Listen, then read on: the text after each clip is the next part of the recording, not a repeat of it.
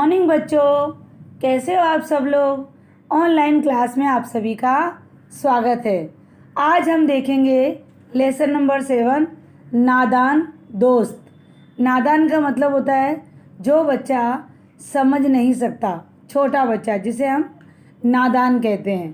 तो नादान दोस्त अर्थात मित्र। ऐसा यहाँ कहा गया है कि कभी कभी जो नादान बालक होते हैं, जो छोटे बच्चे होते हैं, जैसे आप लोग, तो आप लोग स्वाभाविक है कि किसी चीज़ को अगर आपको जानने के लिए ना कहा जाएगा तो आपकी क्या होगी, इच्छाएं बहुत बढ़ती जाएंगी। आपकी इच्छाएं बढ़ना स्वाभाविक है। इसी के कारण कभी कभी वे बड़ों से छुपकर कुछ भला काम करने की इच्छा से करते हैं, मगर कभी कभी उनसे वो गलती भी हो जाती है, और जो गलती उनसे होती है वो बड़ी ही कष्टदायक होती है। ये जो हम लेसन पढ़ने जा रहे हैं उसमें ऐसा ही है कि जो बच्चे किसी के लिए भला करने जाते हैं, दो बच्चे, लेकिन उनके हाथ से बुरा हो जाता है क्योंकि वो नादान है, ना समझ है, उन्हें समझ नहीं है अच्छे और बुरे की। तो यहाँ पर क्या होता है कि जो ये काम करने जाते हैं वो काम इनसे बिगड़ जाता है, जिससे अनर्थ हो जाता है। तो हम आज देखेंगे यहाँ पर इस लेसन में भाई और बहन दो मित्र होते हैं। तो भाई बहन दोनों मित्र की तरह ही रहते हैं। तो इन दोनों की जो वार्तालाप हो रही है वो हम यहाँ पर देखेंगे। केशव के घर कार्निस के ऊपर एक चिड़िया ने अंडे दिए थे। केशव लड़के का नाम है। जो लड़का है केशव, उसके घर पर किसने अंडे दिए थे? एक चिड़िया ने अंडे दिए थे। कार्निस का मतलब होता है दीवार की कंगनी। दीवार की कंगनी मतलब होता है जो हम जो दीवार बनाते हैं उसकी थोड़ी सी छत हम बाहर की तरफ निकाल देते हैं। तो जो छत हम बाहर की तरफ निकाल देते हैं उसी के ऊपर एक चिड़िया ने क्या किया था, घोंसला बनाया था अपना, और उस घोंसले के अंदर उसने अंडे दिए थे। केशव और उसकी बहन श्यामा, भाई का नाम केशव होता है और बहन का नाम श्यामा होता है, दोनों बड़े ध्यान से चिड़िया को वहाँ आते जाते देखते थे। सवेरे दोनों आंखें मलते हुए कार्निस के सामने पहुँच जाते। अब दोनों को वो चिड़िया के घोंसला और चिड़िया के अंडे इतने अच्छे लगते कि वो कोई भी काम करते, लेकिन वो हमेशा उनका ध्यान चिड़िया के ऊपर रहता। चिड़िया आती जाती दिखती तब भी वो उसे देखते रहते। चिड़िया ने कितने अंडे दिए वो भी वह देखते, और रात को अगर सो जाते तो सुबह उठते ही अपनी आँखों को मलते मलते, क्योंकि आँखों में से नींद अभी पूरी तरह से गायब नहीं हुई है, और वो नींद को गायब ना हो पाए तब तक वो जब उठते हैं वहाँ से तो अपनी आँखों को मलते मलते वो बाहर आकर वही दीवार के ऊपर जो छोटी सी छत है कार्निस है उसके ऊपर देखने लगते, और चिड़ा और चिड़िया दोनों को वहाँ बैठा पाते। चिड़ा जो चिड़िया का पति है और चिड़िया उसकी पत्नी, तो चिड़िया मतलब पत्नी और चिड़ा मतलब उसका पति, तो दोनों को वहाँ पर बैठा हुआ देखते। उनका देखने में दोनों बच्चों को न जाने क्या मज़ा मिलता। दोनों के दिल में तरह तरह के सवाल उठते। अंडे कितने होंगे, किस रंग के होंगे, कितने होंगे, बार बार दोनों बच्चे क्या सोचते। जब वो चिड़ा और चिड़िया को दोनों बैठे हुए देखते तो उनके मन में पता नहीं क्या उमंग जगती, क्या उन्हें अच्छा लगता उन बच्चों को देखकर कि एकदम इतना मज़ा आता, उनका दिल इतना खुश हो जाता कि उनके दिल में वो तरह तरह के सवाल करने लगते अपने आप से कि जो उन्होंने अंडा दिया होगा वो किस रंग का होगा, उनके कितने अंडे होंगे, वह क्या खाते होंगे, उनमें से बच्चे किस तरह बाहर आते होंगे, बच्चों के पर कैसे निकलेंगे। यानी उनको अलग अलग ऐसे विचार आने लगे। घोंसला कैसा होगा, पर अर्थात उनके पंख, कि इतने सारे बच्चे जो हैं जो अंडा दिया है वो अंडे में से पर कैसे निकलेंगे, बच्चे बाहर कैसे निकलेंगे, किस रंग का होगा, वो क्या खाते होंगे, घोंसले में कैसे बैठे होंगे, क्योंकि वो छत के ऊपर दिया और छत के ऊपर जो थोड़ी दीवार जो बाहर निकली उसके ऊपर उसने अंडा दिया, तो क्या बच्चे वहाँ तक पहुँच नहीं पाते हैं। तो उनके मन में हजारों सवाल इस प्रकार के उत्पन्न होते हैं, लेकिन इस बातों का जवाब देने वाला कोई नहीं था। जो ये सब इनके मन में जो विचार हो रहे थे, जो सवालात उठ रहे थे, वो सवालात का कोई जवाब देने वाला नहीं था। ना अम्मा को घर के काम धंधों से फुर्सत थी, ना बाबूजी को ऑफिस के काम से। दोनों बच्चे आपस ही में सवाल जवाल करके अपने मन को तसल्ली लिया करते थे। अब माँ से अगर पूछा जाए तो माँ तो घर में पूरे दिन काम करती रहती है, तो अगर माँ से पूछेंगे तो माँ डांट देगी हमें कि मैं काम कर रही हूँ, मुझे परेशान मत करो, जाओ यहाँ से। और बाबूजी तो सुबह सुबह तैयार व्यार होके नाश्ता वास्ता करके ऑफिस की तरफ निकल जाते हैं, तो हमें इसका जवाब देने वाला कोई नहीं है। तो दोनों बच्चे क्या करते हैं, आपस में ही एक दूसरे से सवाल करते हैं और आपस में ही एक दूसरे के जवाब भी दे देते हैं, और इस तरह से अपने मन को, अपने दिल को तसल्ली पहुंचा देते हैं। श्यामा कहती, क्यों भैया, बच्चे निकलकर फुट से उड़ जाएंगे। अब अपने भैया से सवाल करती, क्योंकि कोई सवाल का जवाब देने वाला नहीं है। तो केशव विद्वानों अर्थात उसे ऐसा लगता है कि मैं बहुत होशियार हूँ, क्योंकि अपनी बहन के सामने वो बड़ा है, तो उसे एकदम विद्वानों की तरह, एकदम होशियार व्यक्ति की तरह वह जवाब देता है। अरे नहीं री पगली, पहले पर निकलेंगे, बगैर परों के बेचारे कैसे उड़ेंगे। अब वो विद्वानों की तरह जवाब दे रहा है, अरे पगली तुझे क्या पता, पहले उसके पर निकलते हैं। पर मतलब पंख निकलेंगे, उसके बाद वो उड़ेंगे। मतलब समझ में तो उसको भी नहीं आ रहा कि पर अगर निकल जाएंगे तो पहले बच्चा जन्म लेगा तब पर निकलेंगे ना, पर उसे भी समझ नहीं आ रहा। तो पर अपने आप को अपनी बहन के सामने विद्वान मान रहा है, बहुत होशियार मान रहा है। तो क्या बोल रहा है कि पहले उसके पर निकलेंगे फिर बेचारे उड़ेंगे। इस तरह 3 दिन गुजर जाते हैं। दोनों बच्चों की जिज्ञासा दिन प्रतिदिन बढ़ती जा रही है। अंडे को देखने के लिए वे अधीर हो उठते हैं। अब दोनों बच्चों के जब देखा कि चिड़िया ने अंडा दिया है, तो दोनों बच्चों की जिज्ञासा, जानने की इच्छा इतनी बढ़ जाती है दिन प्रतिदिन, रोज़ रोज़, कि अब क्या हुआ होगा, अब क्या होगा, अब कैसे बच्चे बड़े हुए होंगे, उन्होंने जन्म लिया होगा कि नहीं। तो बार बार उनकी इच्छा बढ़ती जाती है। अंडे को देखकर वह अधीर हो जाती है, उसमें धीरज रखने की उनके अंदर क्षमता होती नहीं है। वे बार बार ये सोचते हैं कि कैसे लग रहे होंगे बच्चे, कैसे लग रहे होंगे। उन्होंने अनुमान लगाया कि अब ज़रूर बच्चे निकल आए होंगे। अब उन्होंने ऐसा मन में विचार किया कि हो सकता है कि अब बच्चे बाहर आ गए होंगे। अनुमान अर्थात अंदाज लगाया कि हाँ, अब तो बहुत दिन हो गए, 3-4 दिन हो गए, तो अब तो शायद बच्चे बाहर आ गए होंगे। बच्चों के दाने का सवाल अब उनके सामने आ खड़ा। अब उन्होंने बोला, अगर बच्चे का जन्म हो गया है तो बेचारे लोग खाएंगे क्या, क्योंकि अभी तो चिड़िया कहीं जाती नहीं है, तो बेचारे लोग खाएंगे क्या। तो उनके दोनों भाई बहनों के सामने यह सवाल खड़ा हो गया कि अब बेचारे लोगों के लिए दाना कहाँ से लाएं। चिड़िया बेचारी इतना दाना कहाँ से लाएगी कि सारे बच्चों का पेट भरे।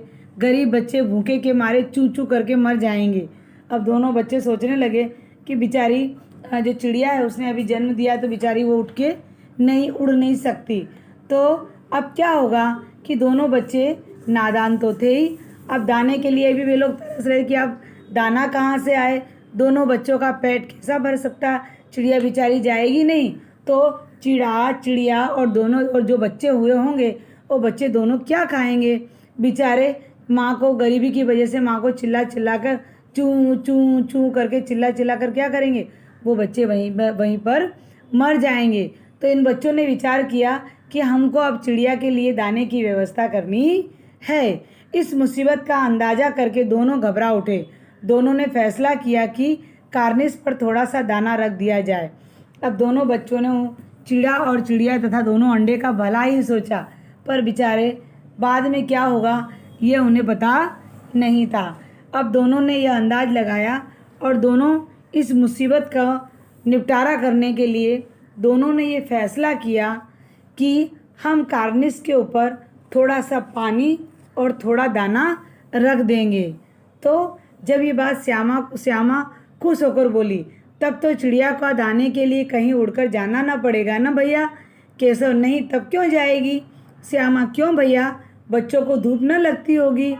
अब दोनों ने जब ये फैसला किया कि हम चिड़िया के लिए ऊपर क्या करेंगे, कार्निस के ऊपर दाना और पानी रख देंगे, तो फिर श्यामा खुश हो जाती है और कहती है हाँ भैया, अब तो दोनों को बाहर उड़कर दाना लाने की भी ज़रूरत नहीं पड़ेगी, पानी की भी ज़रूरत नहीं पड़ेगी, अगर हम सब कुछ उसे लाकर दे देंगे। तो श्यामा कहता हाँ, तो फिर क्यों, तो श्यामा नहीं, श्यामा तो उसकी बहन है, केशव कहता है कि हाँ, तो फिर जाने की उसे क्या ज़रूरत पड़ेगी, क्योंकि हम दाना और पानी तो रख ही देंगे। फिर श्यामा कहती है क्यों भैया, उन लोगों को जो कार्निस के ऊपर बैठे हुए हैं तो उन्हें वहाँ पर धूप भी लगती होगी ना। केशव ने कहा अरे मेरा ध्यान तो इस तकलीफ़ की तरफ गया ही नहीं कि सचमुच उसको धूप भी लगती होगी। ज़रूर तकलीफ़ तो बेचारी को होती ही होगी, बेचारे प्यास के मारे तड़पते तड़पते होंगे, ऊपर से छाया भी तो कोई नहीं देता होगा उन्हें। तो दोनों भाई बहन इस तरह से बातें करते रहे। आखिर में फैसला यह हुआ कि घोंसले के ऊपर कपड़े की छत बना देनी चाहिए, पानी की प्याली और थोड़े से चावल रखने देने का प्रस्ताव भी स्वीकृत हुआ। प्रस्ताव इन दोनों ने क्या किया, दोनों भाई बहनों ने फैसला लिया कि ठीक है, अब हम क्या करेंगे, जो कार्निस के ऊपर एक छोटा सा हम कपड़ा बांध देंगे जिससे उस छत के ऊपर थोड़ी सी छाया हो जाए, और जब छाया हो जाएगी तो वो छाया में बैठ सकते हैं, और पानी की छोटी सी प्याली और थोड़ा सा चावल भी हम वहाँ पर रख देंगे। तो दोनों भाई बहनों ने स्वीकार किया कि ठीक है, अब हम यहाँ पर इस तरह से पानी और चावल और छत हम तीनों चीज़ बना देंगे। अब यहाँ पर स्वीकृत अर्थात होता है कि दोनों बहन भाइयों ने मान लिया कि ठीक है, अब हम ऐसा ही करेंगे, और प्रस्ताव का मतलब होता है विचार रखना। तो इस तरह से दोनों ने अपने अपने विचार रखे और दोनों के विचार को मान्यता मिली। दोनों बच्चे बड़े अच्छे से चाव से अर्थात खुशी से काम करने लगे। श्यामा माँ की आँख बचाकर मटके से चावल निकाल लाई। केशव ने पत्थर की प्याली का तेल चुपके से ज़मीन पर गिरा दिया और उसे खूब साफ करके उसमें पानी भर लिया।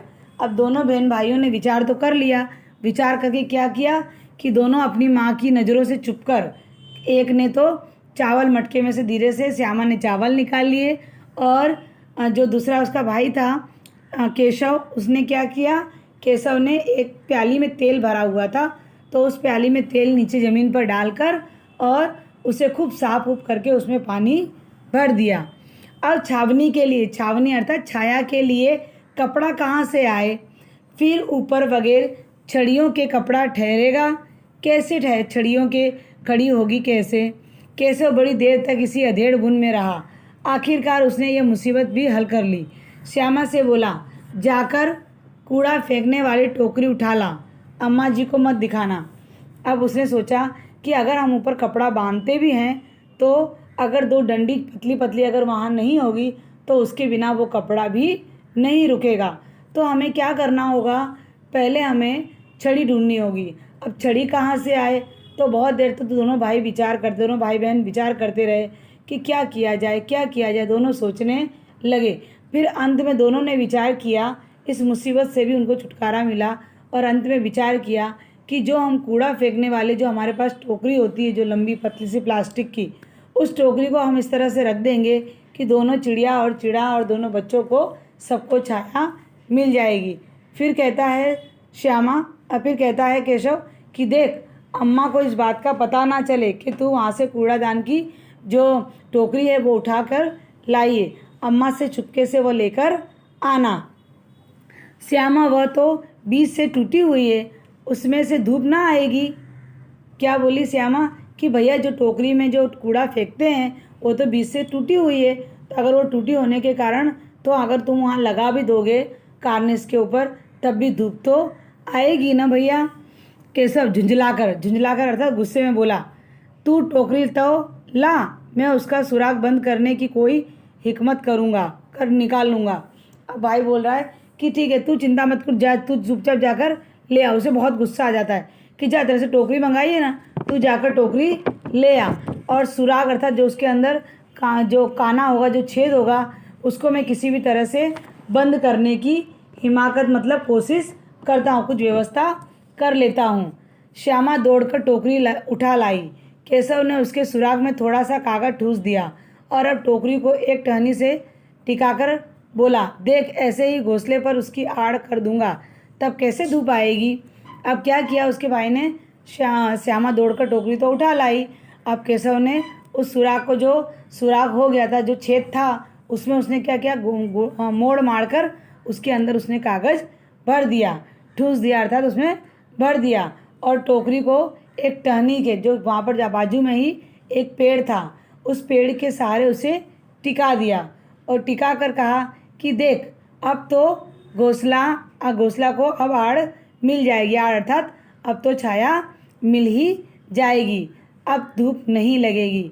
श्यामा ने दिल में सोचा, भैया कितने चालाक हैं। अब मन में सोचती है, अरे वाह मेरे भैया तो बहुत चालाक हैं, उन्होंने कितनी आइडिया से मैं ये जो घोंसला है, जो कार्निस पे बना हुआ घोंसला है, उसमें छाया कर दी। गर्मी के दिन थे, बाबूजी ऑफिस गए हुए थे। अम्मा दोनों बच्चों को कमरे में सुलाकर खुद सो गई, लेकिन बच्चों की आंखों में आज नींद कहाँ। अब क्या हुआ कि बहुत गर्मी का समय था और उस समय बाबूजी तो सुबह सुबह नाश्ता वास्ता करके ऑफिस चले जाते हैं और अम्मा भी काम वाम करके दोपहर के समय हम दोनों बच्चों को साथ में लेकर सो गई थी। तो माँ जैसे ही सोई, बच्चे लोगों की आंखों में कहाँ नींद, खाली माँ को दिखाने के लिए दोनों बच्चों ने आंखें बंद कर ली और दोनों बच्चों ने आंखें बंद करके माँ को देखते रहे कि माँ कब सो जाएंगी। अम्मा जी को बहाने के लिए दोनों दम रोके, अम्मा जी को खाली दिखाने के लिए दोनों ही चुपचाप ऐसे सोए थे जैसे उन्हें नींद कितनी ज़ोरदार आ गई हो। आंखें बंद करके मौके का इंतज़ार कर रहे थे कि माँ जैसे ही सोए वैसे ही हम दोनों यहाँ से उठकर भाग जाएं। जो ही मालूम हुआ कि अम्मा जी अच्छी तरह से सो गई हैं, दोनों चुपके से उठे और बहुत धीरे से दरवाजे की सिटकनी खोलकर बाहर निकल गए। अब दोनों बच्चे माँ को यही इंतज़ार में थे कि माँ गहरी नींद में सो जाए और हम दोनों चुपके से यहाँ से निकलकर भाग जाएं। और वो समय भी आ गया कि माँ खूब गहरी नींद में सो गई। तो दोनों बच्चे धीरे से उठे और धीरे से दरवाजे की साकड़ खोल के और धीरे से वो दोनों बाहर निकल गए। अंडों की हिफाजत की तैयारी होने लगी। अब दोनों बच्चे सोचने लगे कि अगर हम अंडों की हिफाजत तथा उसकी देखभाल, उन दोनों बच्चे अंडे की देखभाल करने के लिए अलग अलग बातें बनाने लगे कि अब अंडे की देखभाल कैसे की जाए। अंडा तो हो गया है, चिड़िया ने अंडा दे दिया है। केशव कमरे से एक स्टूल उठा लाया, लेकिन जब उससे काम न चला तो नहाने की चौकी लाकर स्टूल के नीचे रख और डरते डरते स्टूल पर चढ़ गया। अब क्या उसे मालूम पड़ गया कि अंडा दे दिया है। तो केशव ने क्या किया, जल्दी से उस अंडे को देखने के लिए स्टूल के ऊपर एक लकड़े का स्टूल लिया और उसके ऊपर चढ़कर देखने लगा, लेकिन उतना छोटा होने के कारण वहाँ तक नहीं पहुँच पा रहा था। तो नहाने की एक दूसरी स्टूल थी छोटी, उस स्टूल को रखकर और उसके ऊपर दूसरा स्टूल रखकर वह वहाँ तक डरते डरते ऊपर चढ़ गया। और चढ़ने के बाद श्यामा दोनों हाथों से स्टूल पकड़े हुई थी। स्टूल की चारों टांगें बराबर न होने के कारण जिस तरफ ज़्यादा दबाव पड़ता जरा सा हिल जाता। अब क्या था कि दोनों बच्चे लोग स्टूल के ऊपर चढ़ रहे थे, यानी कि जो केशव था वो स्टूल पे चढ़ रहा था। तो स्टूल पे जहाँ जिस तरह से दबाव ज़्यादा आ जाए, वजन जिस तरफ ज़्यादा आ जाए, उस तरह क्या हो कि जो टेबल था वो डगमगाने लगता था और वो डर जाता था कि कहीं मैं गिर ना जाऊं। और श्यामा उसको जोर से स्टूल को पकड़कर रखी हुई थी और फिर भी वो बार बार स्टूल हिले जा रहा था। उस वक्त केशव को जितनी तकलीफ उठानी पड़ती थी यह उसी का दिल जानता था। दोनों हाथों से कार्निस पकड़ लेता और श्यामा को दबी आवाज़ से डांटता, अच्छी तरह पकड़। मगर बेचारी श्यामा का दिल ऊपर कार्निस में लगा था। अब दोनों बच्चों का मन किस में लगा था, कार्निस में, कि अंडा दिया हुआ दोनों को देखने का मन हो रहा था। लेकिन केशव बड़ा होने के कारण क्या कर रहा था, श्यामा को जोर से डांट दे रहा था, तुम चुपचाप रहो और अच्छे से स्टूल पकड़ो, मैं गिर जाऊंगा। क्योंकि माँ सो रही थी इसलिए दबी आवाज़ में धीरे से चिल्लाता, चुपचाप तू स्टूल अच्छे से पकड़। लेकिन श्यामा का भी मन कहाँ लगा था, उसका भी दिल कार्निस में, अर्थात जो अंडे दिए हुए थे वो अंडे को देखने के उसका भी मन बहुत ज़्यादा लगा हुआ था। वह भी बार बार अंडे को देखना चाहती थी। केवल केशव ने ज्यों ही कार्निस पर हाथ रखा दोनों चिड़िया उड़ गई और केशव ने दोनों, जैसे कार्निस जहाँ पर घोंसला था वहीं पर केशव खड़ा हुआ था और दोनों हाथ को वहाँ पर रखा उसने, वैसे ही चिड़ा और चिड़िया दोनों उड़ गए। केशव ने देखा कार्निस पर थोड़े से तिनके बिछे हुए और उन पर 3 अंडे हैं। जैसे घोंसले उनके पेड़ों पर देखे थे वैसे कोई घोंसला नहीं है। श्यामा ने नीचे से पूछा, कितने बच्चे हैं भैया?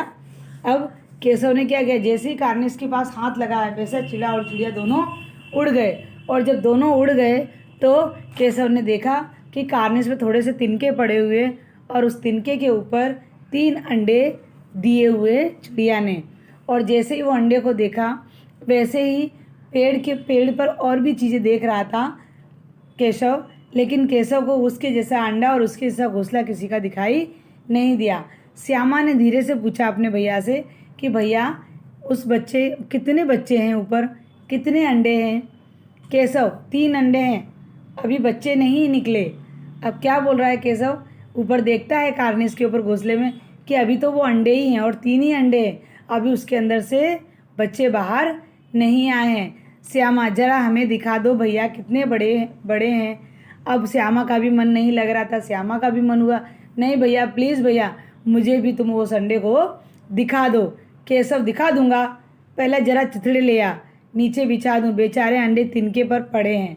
अब क्या बोलता अपनी बहन को, जा कहीं से थोड़े चिथड़े विथड़े ढूंढ ला, क्योंकि बेचारे जो अंडे हैं छोटे छोटे वो नीचे पड़े हुए हैं, उनके लिए हम कुछ बिछा देते हैं और उसके ऊपर अंडे रख दे, फिर मैं तुझे दिखाऊंगा। श्यामा दौड़कर पुरानी धोती फाड़कर एक टुकड़ा लाई। श्यामा क्या करती है, पुरानी धोती फाड़कर ले आती है और केशव ने झुककर कपड़ा ले लिया। उसकी इस तरह करके उसने एक गद्दी बनाई और उस तिनके को पर बिछाकर तीनों अंडे धीरे से उस पर रख दिए। क्योंकि अंडे तिनके थोड़े थोड़े तिनके पे रखे हुए थे तो बेचारे केशव को लगा कि अगर हम अंडा थोड़ी अच्छे से गुदगुदी जगह पे रखेंगे तो ये अंडा जल्दी से चिड़िया का रूप ले लेंगे, एक जन्म ले लेंगे और वो भी बच्चे बड़े हो जाएंगे। तो अपनी बहन से कहता है, जा तो कोई पुराना कपड़ा ले आ, कुछ ले आ जिसके ऊपर हम इसको अच्छी तरह से रख देंगे। तो उसकी बहन भागकर जाती है और कहीं से पुरानी साड़ी में से फाड़कर कपड़ा ले आती है और उससे वो क्या करता है केशव, अच्छे से उसको घड़ी वड़ी कर और उसको वहाँ पर जहाँ घोंसला होता है वहीं पर जाकर उसे रख देता है और धीरे से वो 3 अंडों को धीरे धीरे उठाकर उस चिथड़े के ऊपर रख देता है। अब केशव ने सारा काम कर लिया तो श्यामा ने कहा, भैया हमको भी दिखा दो कि तुमने किस तरह से वहाँ पर अंडों को रखा है और अंडे किस कलर के हैं, भैया हमें भी दिखा दो। केशव ने गुस्से से कहा, जा दिखा दूंगा, पहले ज़रा जाके टोकरी ले आ, ऊपर छाया कर दूं।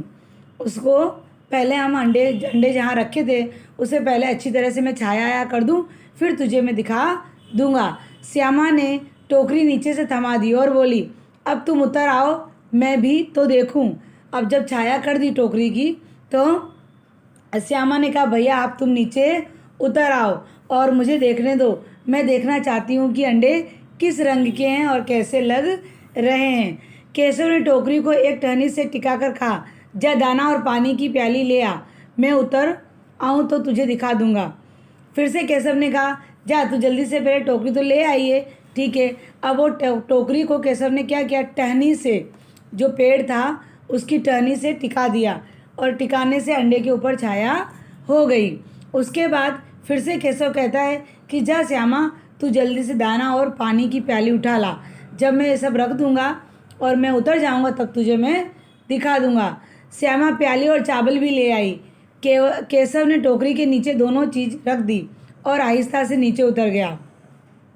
श्यामा प्याली भागती हुई, श्यामा को लगा कि अब भैया उतर जाएगा और मुझे ऊपर चढ़ा देगा देखने के लिए, इसीलिए श्यामा जल्दी जल्दी काम कर रही थी। श्यामा भी दौड़ती हुई गई और प्याली और चावल ले आई। केशव ने वहीं पर जहाँ अंडे रखे हुए थे उसी के पास उसने चावल और प्याली, पानी की प्याली थी जो, वो दोनों चीज़ें रख दी और आहिस्ता अर्थात धीरे से उतर गया। श्यामा ने फिर से गिड़गिड़ा कर कहा, अब हमको भी चढ़ा दो भैया। कैसा बोलता है, तू गिर पड़ेगी। श्यामा, ना गिरूंगी भैया, तुम नीचे से पकड़ लेना। केशव, ना भैया, कहीं तू गिरा गई तो अम्मा मेरी चटनी बना डालेगी। अब अंडे बड़े आराम से हैं, जब बच्चे निकलेंगे तो हम उनको पालेंगे। अब बार बार श्यामा गिड़गिड़ाने लगी, भैया प्लीज़ मुझे भी दिखा दो, तुमने देखा है तो और तुमने सब कुछ संभाल के रखा है, अब मुझे भी चढ़ाकर दिखा दो। और केशव क्या कहता, नहीं नहीं तू ऊपर मत चढ़ना, अगर तू ऊपर चढ़ जाएगी तो तू गिर जाएगी, इसीलिए मैं तुझे ऊपर नहीं चढ़ाऊँगा। श्यामा कहती है कि नहीं भैया मैं नहीं गिरूँगी, जिस तरह से मैंने टेबल पकड़ा था और तुम ऊपर चढ़े थे उस तरह से अब तुम टेबल पकड़ लो और मैं ऊपर चढ़ जाऊँगी, तो मैं नहीं गिरूँगी। केशव कहता ना ना ना, मैं तुझे इस तरह से नहीं पकड़ूंगा, कहीं गिरा गई तो अम्मा क्या करेगी, मुझे मार मार के मेरी चटनी बना डालेगी। अब मैं तुम्हें ऊपर नहीं चढ़ने दूंगा। अब एक काम करो, जब अंडे में से बच्चे निकल आएंगे तब हम दोनों मिलकर उसे पालेंगे, अभी तुम्हें देखने की ज़रूरत नहीं है। दोनों चिड़िया बार बार कार्निल पर आती और बगैर बैठे ही उड़ जाती। केशव ने सोचा हम लोगों के डर से नहीं बैठती। अब केशव और श्यामा को ये पता नहीं था कि अगर उनके अंडे को हाथ लगाते हैं तो चिड़िया वापस उस अंडे को छूती नहीं है और अंडे को पालती भी नहीं है। तो दोनों बच्चे जब कार्निस पे बार बार चिड़िया आती और दूर से ही देखकर उड़ जाती, तो दोनों बच्चों को, केशव को लगा कि शायद हम लोग वहाँ पर खड़े हुए हैं अंडे के पास, इस वजह से यहाँ पर चिड़िया नहीं आ रही और हम लोगों के डर की वजह से वो बार बार उड़ जा रही है, इसलिए वो हमारे यहाँ अंडे के पास आती नहीं है। फिर श्यामा ने आंखों में आंसू भरकर कहा, तुमने मुझे नहीं दिखाया ना, मैं अम्मा जी से कह दूंगी। अब श्यामा को बहुत गुस्सा आ गया कि भैया ये सब कुछ काम कर रहा है, भैया ने ऊपर चढ़ के अंडे को भी देखा, अंडों को भी संभाला और नीचे का काम पूरा मैं कर रही हूँ, उसके बावजूद भी भैया ने मुझे कुछ भी दिखाया नहीं। तो श्यामा आंखों में आंसू भर लेती है और कहती है ठीक है, मुझे तुम नहीं दिखा रहे हो ना, कोई बात नहीं, मैं अब ये सारी बात किसे कह दूँगी, अम्मा को सारी बात बता दूँगी। श्यामा कहती है मैं अम्मा से कह दूँगी। तो केशव बोलता है अगर तू ऊपर चढ़ जाती और तेरे साथ 4 सिर हो जाते, तो 4 सिर का मतलब अगर तू ऊपर से गिर जाती तो तेरा सर फूट जाता, तो तेरे 4 सिर हो जाते तो क्या होता। श्यामा ने कहा अगर मेरे 4 सिर हो जाते तो हो जाते, पर तुमने मुझे दिखाया नहीं, इसलिए अब मैं अम्मा को बता ही दूंगी। इस तरह से केशव को धमकी देने लगती है श्यामा।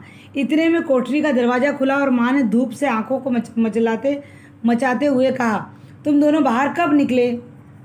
अब माँ को ऐसी आवाज़ आने लगी कि दोनों लगता बच्चे बाहर हैं। तो माँ ने दरवाज़ा खोलकर देखा तो आंखों बहुत तेज़ धूप थी, तो आंखों में धूप इतनी तेज़ लग रही थी कि माँ की आंखें चिलमिला रही थी। और तो माँ की आंखें चिलमिलाते हुए माँ ने देखा कि अरे दोनों बच्चे बाहर हैं, तुम दोनों बाहर कब निकले। उनको ज़ोर ज़ोर से उनकी माँ डांटने लगी कि तुम दोनों को बाहर किसने निकाला, मैंने तो कुंडी बंद की थी, तुम दोनों ने कुंडी कैसे खोली, मैंने कहा था कि दोपहर को निकलना ना, किसने किवाड़ खोला। माँ चिल्लाने लगी कि मैंने पहले ही कहा था कि इतनी धूप में तुम दोनों को बाहर नहीं निकलना है, तो तुम दोनों बाहर कैसे निकले और किवाड़ अर्थात दरवाज़ा किसने खोला। केशव दिल में कांप रहा था कि कहीं श्यामा कह न दे अंडे न दिखाए थे, इसलिए केशव दिल में कांपने लगा था, डरने लगा कि कहीं ऐसा ना हो कि मैंने श्यामा को अंडे नहीं दिखाए और वो माँ को सब सच्चाई बता दे, इसीलिए वह डर रहा था। इतना फैसला नहीं किया जा सकता इससे। अब उसको श्यामा पर विश्वास न था।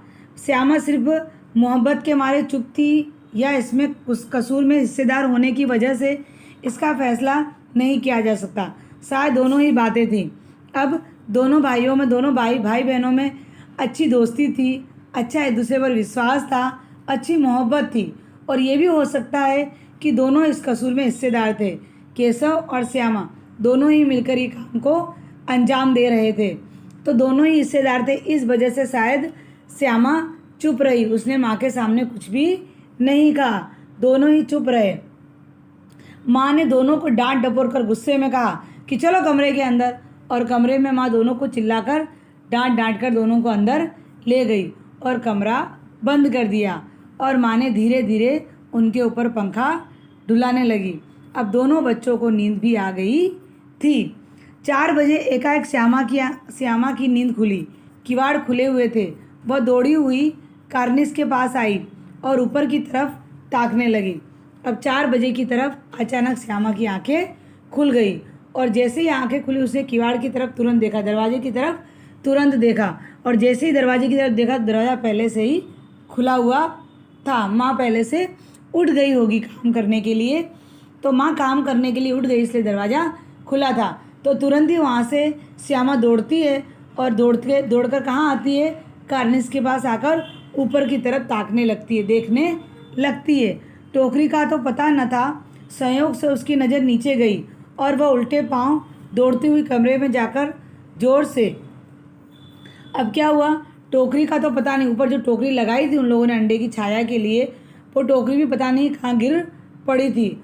और संयोग से अचानक श्यामा की नज़र कहाँ पड़ी, नीचे की ओर पड़ी, और वो जहाँ रुकी हुई थी वहीं से वह उल्टे पांव दौड़ती हुई कमरे में जाकर जोर से अपने भैया को बुलाने लगी। श्यामा जोर से भागती हुई गई और भैया को उठाने लगी कि भैया उठो उठो, अंडे तो नीचे पड़े हुए हैं, बच्चे तो उड़ गए हैं। अब उसे यही नहीं पता कि अंडे टूट गए तो बच्चे उड़ेंगे या नहीं। तो केशव भी घबरा कर उठा और दौड़ता हुआ बाहर आया। उसने देखा कि तीनों अंडे नीचे पड़े हुए हैं और वो जो अंडा टूटा हुआ था उस अंडे के अंदर से कुछ सफ़ेद तरह से, चूने की तरह, चूना कैसा होता है, सफ़ेद होता है, तो चूने की तरह कुछ सफ़ेद उस चीज़ अंडे के बाहर निकला हुआ था। और साइड में बाजू में ही प्याली पड़ी हुई थी, टूटी हुई प्याली पड़ी थी, चावल पूरे बिखरे हुए पड़े थे, अंडे टूटे हुए पड़े थे, टोपली का कोई ठिकाना नहीं था। तो ये सब जब देखा उसने, केशव ने देखा, तो उसके चेहरे का रंग उड़ गया। वो बहुत घबरा गया कि अरे ये सब क्या हो गया, और सहमी आंखों से, अर्थात ऐसा लग रहा था जैसे अभी वो रो पड़ेगा। उसने इतनी सारी मेहनत की थी उसके पीछे, और उसे अचानक ऐसा लगा, उसकी सहमी आंखों, दुखी आंखों से वो ज़मीन की तरफ देखने लगा। एकदम घबरा गया कि अरे ये सब क्या हो गया है। श्यामा ने पूछा, भैया कहाँ उड़ गए भैया? उसे ऐसा लगा कि अंडे टूटे पड़े हैं, तो श्यामा छोटी थी, उसे पता नहीं था, तो अंडे टूटे पड़े थे, तो उसे ऐसा लगा कि भैया क्या बच्चे फिर से यहाँ से अंडे तोड़कर उड़ गए हैं क्या? केशव ने करुण स्वर में कहा, करुण स्वर में अर्थात दुखी स्वर में कहा कि अंडे तो फूट गए, यानी कि जो अंदर अंडे के अंदर जो बच्चे थे वो मर गए हैं, फूट गए। श्यामा, और बच्चे कहाँ गए? श्यामा ने पूछा। तो अंडे फूट गए, तो उसमें से जो बच्चे निकले वो कहाँ चले गए? केशव तेरे सिर में गुस्से में बोलने लगा, तेरे सिर में चले गए। देखती नहीं है कि अंडे में से उजला उजला पानी निकल आया है, वही तो 2-4 दिन में बच्चे बन जाते। अब केशव ने कहा, तुझे पता नहीं चलता कि बच्चे कहाँ चले गए? जा, तेरे सिर में घुस गए होंगे बच्चे, तुझे पता नहीं चलता कि जो अंडा है वो अंडे के अंदर से सफ़ेद सफ़ेद जो निकला है वही 4-5 दिन में एक बच्चे का रूप धारण कर लेता और वही बच्चा बनकर निकलता। लेकिन अब तो वो नीचे गिर गया है और सब कुछ उसके अंदर से जो निकलना था वो जो सफ़ेद सफ़ेद कलर का, वो तो सब बाहर चला गया है, अर्थात बच्चे मर गए हैं। तभी अचानक माँ की आवाज़ सुनाई दी, तुम दोनों वहाँ धूप में क्या कर रहे हो? अचानक माँ फिर से दरवाज़ा खोलकर बाहर आती हैं और कहती हैं, तुम फिर से धूप में चले गए? तुम्हें किसने कहा था धूप में जाने के लिए? चलो वापस अंदर आओ। तो श्यामा ने कहा, अम्मा जी चिड़िया के अंडे टूटे पड़े हैं। माँ ने कहा, टूटे हुए अंडों को देखा और गुस्से से बोली, तुम लोगों ने अंडे को छुआ होगा।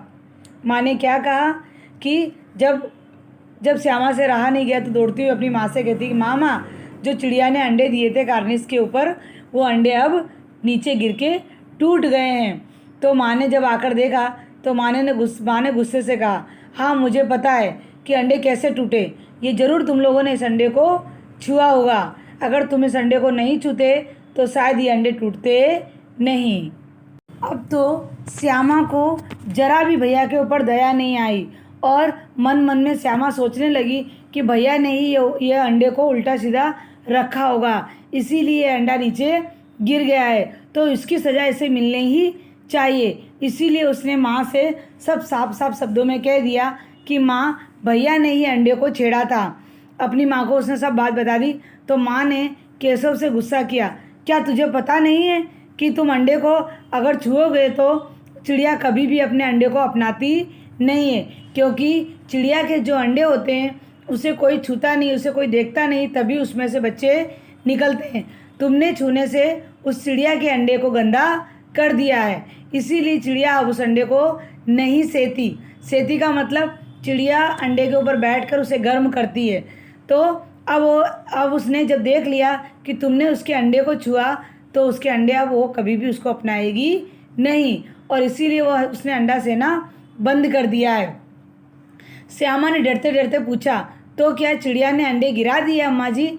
माँ और क्या करती? केशव के सिर इसका पाप पड़ेगा। अब क्या हुआ? फिर श्यामा पूछती, माँ डरते डरते एकदम, माँ कहीं उसे मार ना दे इसलिए डरते डरते पूछती है कि माँ अगर ऐसा है तो क्या चिड़िया वापस अपने अंडे को नहीं अपनाएगी? तो क्या अंडे को उसी ने गिरा दिया है अम्मा? तो अम्मा ने कहा, हाँ अंडे को चिड़िया ने ही गिरा दिया, क्योंकि अगर कोई उसे छूता है तो वो अंडा गंदा हो जाता है, इस वजह से चिड़िया उस अंडे को अपनाती नहीं है। तो चिड़िया ने ही इस अंडे को गिरा दिया है। अब जो केशव ने जो काम किया है ये सब उसी के सिर पर पाप लगेगा। केशव रोनी सूरत बनाकर चुपचाप खड़ा रहा। मैंने तो सिर्फ अंडों को गद्दी पर रख दिया था अम्मा जी। अपनी माँ से कहता कि अम्मा मैंने तो अच्छा किया था, क्योंकि वो घास फूस के ऊपर अंडे रखे हुए थे, तो मैंने तो अच्छी सी गद्दी बनाकर उसे अंडे के लिए गद्दी बनाकर रख दिया था अम्मा जी, इसमें मेरी क्या गलती है? बहुत सहमते और बहुत दुखी होकर वो अपनी माँ से कहने लगा। माँ को हंसी आ गई, मगर केशव को कई दिनों तक अपनी गलती पर अफसोस होता रहा। वो बेचारा दुखी होता रहा। माँ को पता था कि दोनों छोटे हैं, उन्हें इतना पता नहीं है। तो जब वो बेचारा रोनी सूरत बनाकर अपनी माँ के सामने कहने लगा तो माँ को हंसी आ गई। पर केशव कई दिनों तक इस बात को भूला नहीं। उसे ऐसा लगा कि मेरी गलती की वजह से तीनों अंडे फूट गए हैं, नहीं तो आज ये भी 3 अंडे चिड़िया बन जाते। तो उसे अपनी गलती का बहुत ज़्यादा अफसोस होता रहा। अंडों की हिफाजत करने के जोश में उसने उनका सत्यानाश कर डाला। उसे ऐसा लगा कि मैं अंडों की अच्छी तरह से देखभाल कर रहा हूँ, लेकिन उसे पता नहीं था, क्योंकि इतनी बुद्धि नहीं थी, इतने बड़े बच्चे नहीं थे, इसीलिए उसे ऐसा लगा कि मेरी वजह से ही ये अंडों का सत्यानाश, अर्थात अंडे फूट गए हैं, ख़राब हो गए हैं। इसे याद कर वह कभी कभी रो पड़ता है। उसे जब ये सब चीज़ें याद आती हैं तो उसे रोना भी आ जाता है। बहुत बार वो रो भी चुका है इस बात के लिए। दोनों चिड़िया वहाँ फिर ना दिखाई दी, और उसके बाद वो दोनों चिड़िया थी जिन्होंने अंडे दिए थे, वो चिड़िया वहाँ पर कभी भी दिखाई नहीं दी। इस तरह से ये दोनों बच्चे तो अच्छा करने जा रहे थे, लेकिन कभी कभी भूल से गलती होने के बाद उस बात का हमें बहुत पछतावा रहता है। इसी तरह से इन दोनों बच्चों को भी बहुत पछतावा रहा अंत तक, जब तक ये लोग बड़े ना हुए। तब तक जब भी वो केशव इस बात को याद करता तो केशव दुखी दुखी हो जाता। इस तरह से हमारा यहाँ लेसन समाप्त होता है। आप सभी को इस लेसन का अर्थ समझ में आया होगा। इसी के साथ मैं अपनी वाणी को विराम देती हूँ। अस्तु, धन्यवाद। और अगले लेक्चर में हम इसके क्वेश्चन आंसर्स करेंगे। Thank you.